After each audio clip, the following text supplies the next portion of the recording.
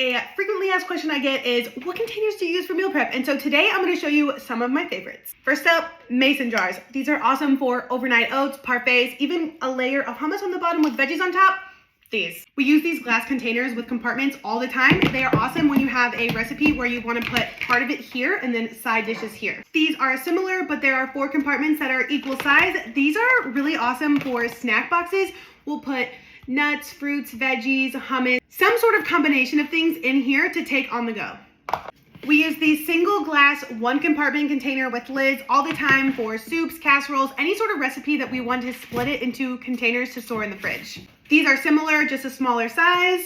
Same for these, just smaller size. And last but not least, these glass casserole dishes with lids are really awesome when you just want to bake a recipe in the oven and store it in the fridge all week long and then just cut a piece whenever you're ready to eat it. If you have watched any of my meal prep videos, these are the containers that you've seen. We reuse the same ones every single week.